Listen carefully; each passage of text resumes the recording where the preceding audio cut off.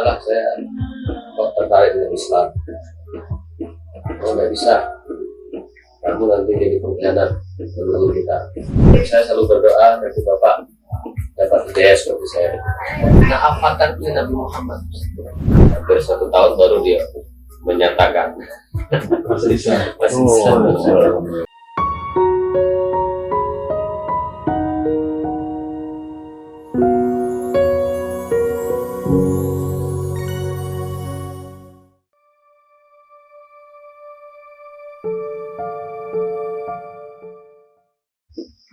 Saya terlahir non muslim gitu.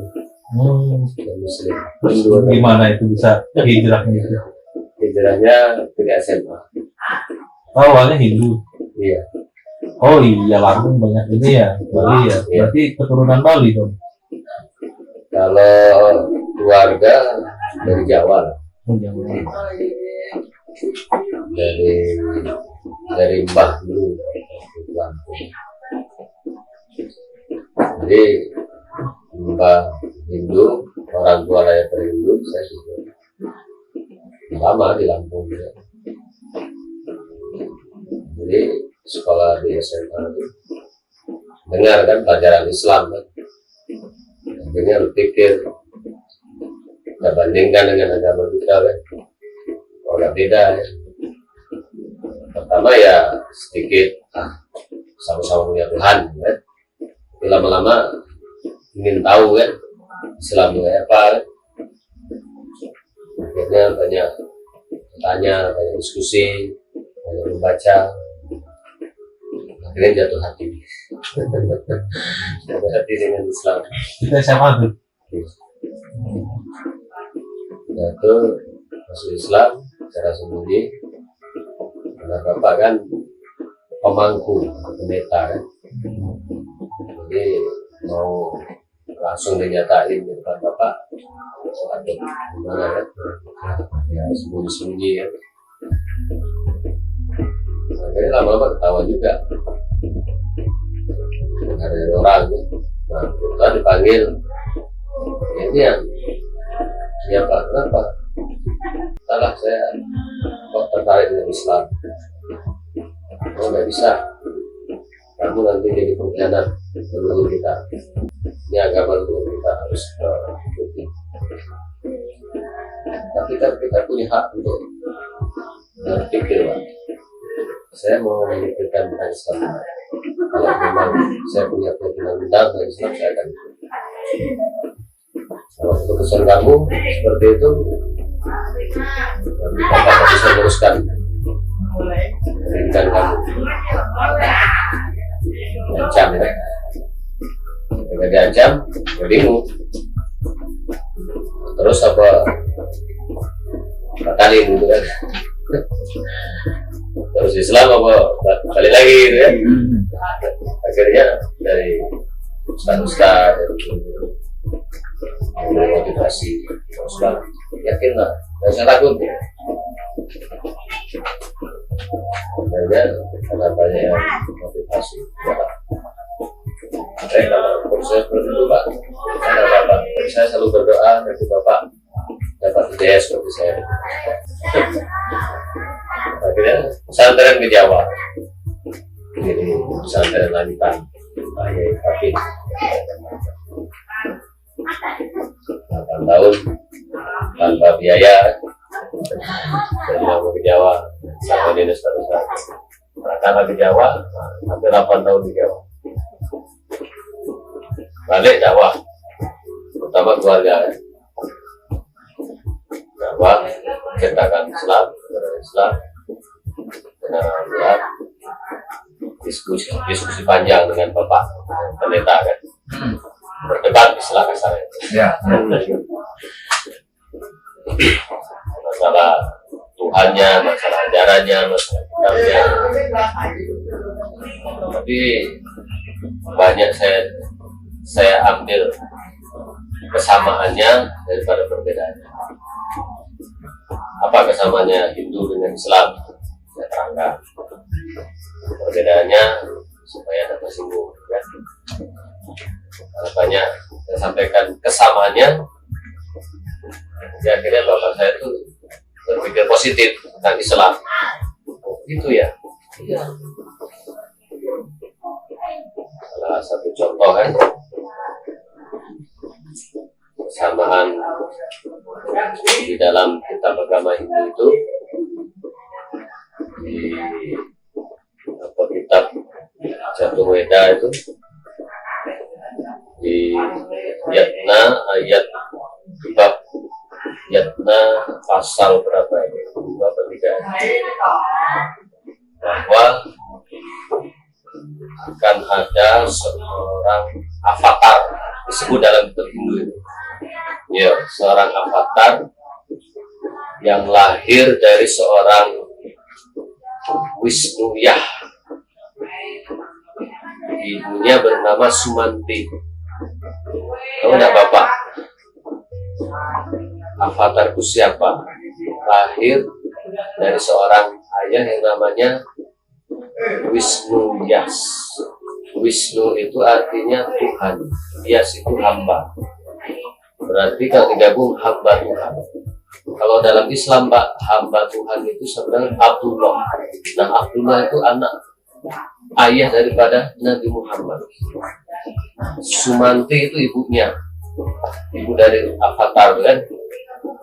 Sumanti itu artinya perempuan yang aman, perempuan yang damai. Nah, di Islam juga ada istri Abdullah, ibu Nabi Muhammad, Siti Aminah. Siti Aminah itu juga perempuan yang damai, perempuan yang aman. Nah, avatar dalam agama Hindu itu siapa Pak? Sekarang saya tanya, siapa avatar agama Hindu? Sudah datang apa belum? Sudah ketemu apa belum? Belum katanya. Sampai sekarang belum ada. Nah, avatar itu Nabi Muhammad. Dia dalam kitab Hindu itu langsung, di dalam kitab Hindu itu langsung disebutkan bahwa dia mendapatkan wahyu di dalam gua. Kemudian punya sahabat setia 4 orang. Kalau dalam Islam dia itu sahabat 4. Bakar terus Ali itu kan. Kemudian dia bermigrasi dari selatan ke utara. Nabi Muhammad juga berhijrah dari Mekah ke Madinah, kemudian kembali lagi ke Mekah. Nah, inilah kesamaannya. Siapa avatar itu? Sampai sekarang di Hindu itu tidak ketemu. Menjadi rahasia sampai sekarang. Siapa avatar itu? Bahkan ditunggu-tunggu sampai sekarang. Tidak usah ditunggu-tunggu, Pak. Avatarnya sudah lama datang bulan. Dijawab sama Islam. Avatarnya itulah pembawa kedamaian, juru selamat dunia, yaitu Nabi Muhammad. Ini saya cocok-cocokkan kan sama. Saya cocok.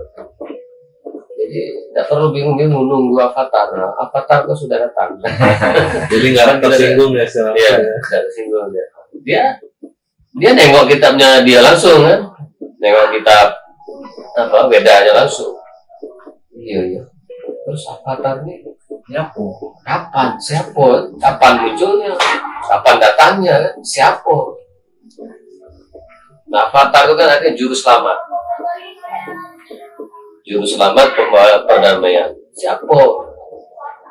Namanya bukan avatar. Avatar itu artinya juru selamat pembawa perdamaian untuk manusia. Siapa ini? Siapa kalau bukan Nabi Muhammad, saya bilang. Nah, mulai dia berpikir ya. Dan saya terangkan kebaikan Islam, kehebatan Al-Quran, tentang kebenaran Al-Quran secara ilmiah, terbukti nyata.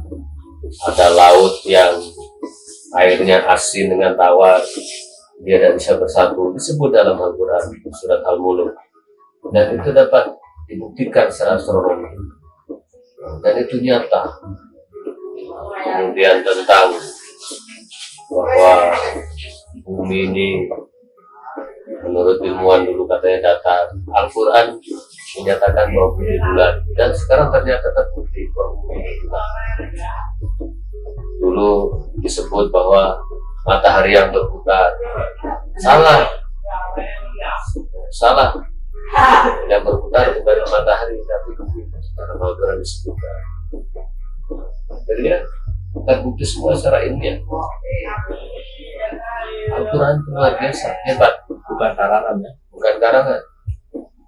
Dan kalau Nabi Muhammad di mengarang Iya. zaman itu, Nah, kok bisa dia Bisa. nebak di zaman teknologi yang canggih sekarang, yang ilmunya baru ditemukan di abad 21. Bagaimana dia ngarang? Nah, bagaimana dia ngarang? Kejadian manusia pun sudah diceritakan. Nah, itulah hebatnya Al-Quran. Banyak yang ceritakan tentang Al-Quran. Akhirnya mulai banyak bertanya, banyak berdiskusi, banyak bertanya. Tapi prosesnya cukup lama, hampir 1 tahun. Hampir 1 tahun baru dia menyatakan. masih bisa. Masih Oh, bisa. Ya, dia pertama karena mau buru-buru dia kan, selain malu dengan jamaahnya, dengan berikutnya dia Pak Imam kok tiba-tiba berbelok gitu kan. Jadi dia pelajari dulu matang-matang kan. Zaman tuh Zainuddin MZ kan lagi tenar, saya kasih review, Pak dengerin Zainuddin MZ. Nah, ini Islam seperti ini. Nah, semenjak saya kasih itu hobi dia dengar tapi belum Islam kan. Nah, lama-lama dia sering hobi dengar ceramahnya kan. Enak nih ceramahnya, enak. Nah, dia tarik masuk Islam. Alhamdulillah. Tapi karena di situ banyak orang Bali ya, Pak Nyoman, Pak Made, ada tokoh-tokoh Hindu ya. Ya, mulai dia di ya, secara diintimidasi lah. Kenapa Pak Islam? Kami tidak tokoh Hindu. Kamu mengkhianati masyarakat. Intimidasi secara lahir dan batin. Nah, khawatir ya, keimanan masih labil. Akhirnya saya hijrah. Setelah saya niru Nabi hijrah dari Lampung ke Singkut. Saya bawa ke Singkut. Singkut itu di mana? Singkut 2 Siliwangi. Dekat ini. Lain kecamatan, 25 kilo dari sini. Mencari aman ya. Berikut ibunya, berikut Iya, istrinya. dengan ibu, kemudian akhirnya kakak adik saya, keluarga, semuanya lanjut masuk Islam. Allahu Akbar. Termasuk bapak ikut ke sini gitu loh. Iya, tinggal di Singkut, beli tanah. Satu keluarga hijrah ke sini semua. Iya. Dan berkahnya mungkin ya sudah jadi takdir suratan dari ya, karena saya dikenal mualaf katanya kan. Disuruh ceramah kan. Suruh cerita kan. Nah, akhirnya karena mungkin dianggap menarik, banyak orang penasaran kan. Iya sering diundang ceramah mana-mana sampai ke sini kan. Pas pesantren ini lagi kosong kan. Jadi masyarakat tertarik, Ustaz, oh enggak ngisi pesantren ini. Tengok dulu, pesantren masih kosong kan. 2 tahun tidak ada kegiatan. Ya kita waktu itu sudah terbiasa susah juga di Jawa kan. Walaupun pertama susah ya, lah tidak terjun. Untuk bertahan hidup, potong parah, upah Iya. bagi 2. Alhamdulillah zaman itu agak lumayan hasilnya, harga 10.000 sempat 15.000 ya, zaman Pak SBY Di Lampung waktu itu sampai 25.000 kalau nggak salah. Jadi sambil bekerja sama orang, kita sambil buka kebun pula, sambil tanam lagi, modifikasi. Ini belum jalan, belum mulai, masih minta petunjuk. Gimana cara negara pesantren? Akhirnya mulai ngajar malam anak-anak sambil ceramah-ceramah.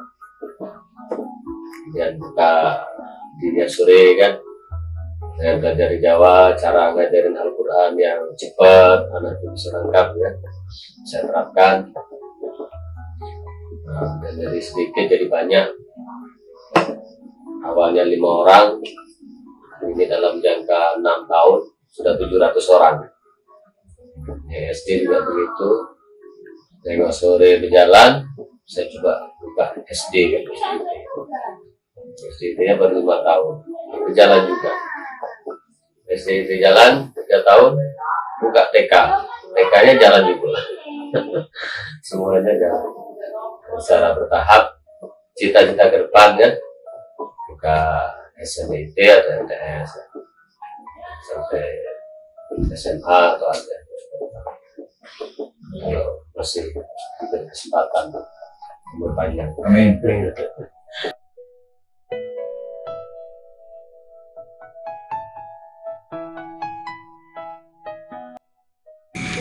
Assalamualaikum warahmatullahi wabarakatuh. Nah, saudara-saudara, kaum muslimin muslimat, bapak-bapak, ibu-ibu, bahwa di tempat kami Pondok Pesantren Rahmatul Ummah Sorolangun Jambi, ya, yang memang program utamanya adalah Al-Quran tahfiz. Nah, kondisi Al-Qurannya seperti ini. Ini sudah setahun dipakai, ya, karena namanya barang dipakai, ya pasti seperti ini, ya lecek, rusak gitu. Apalagi anak-anak yang pakai gitu kan. Jadi dalam kondisi yang seperti ini kadang ya kami ikut prihatin. Andai kata ada saudara-saudara kami yang terketuk hatinya untuk mewakafkan Al-Quran sebagai pengganti Al-Quran yang rusak ini, alangkah senangnya dan semangatnya anak-anak yang mereka menghafal Quran setiap hari, yang dimana setiap ayat tuh dibaca sambil nengok saja itu minimal 20 kali sampai 60. Kemudian dihafal juga begitu 60 kali setiap ayatnya. Jadi kita bayangkan berapa kali anak-anak kita membaca Al-Quran setiap harinya. Dan apabila Al-Quran itu adalah wakaf dari seorang hamba Allah, tentu dia akan mendapatkan pahala seperti pahala yang dibaca oleh anak-anak kita, para penghafal Al-Quran. Karena Rasulullah SAW menyampaikan, "Man dalla ala khairin fa alaihi mislu ajri fa'il." Barang siapa menunjukkan suatu kebaikan, maka dia akan mendapatkan pahala seperti orang yang melakukan. Nah, kalau kita berwakaf Al-Quran, kemudian Al-Quran itu dibaca oleh anak-anak kita yang menghafal Al-Quran, maka yang mewakafkan Al-Quran itu juga mendapatkan pahala seperti pahala anak-anak yang membaca. Dan itu sangat luar biasa. Alhamdulillah, mudah-mudahan bisa menjadi motivasi bagi kita semua untuk mengkader daripada para generasi pencinta Al-Quran, dakwah Islam bi'ihla'i kalimatillah. Terima kasih kepada semuanya, saudara-saudaraku yang telah mewakafkan Al-Quran kepada anak-anak kami. Semoga menjadi amal jariah yang bermanfaat dunia dan akhirat. Amin ya rabbal alamin.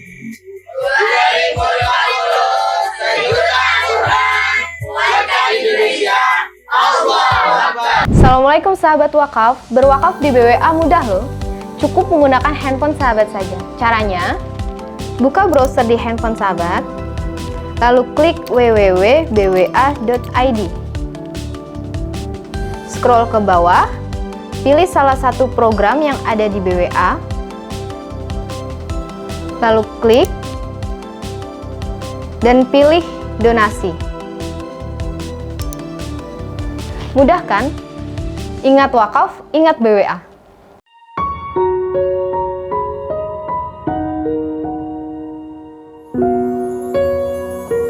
Bali.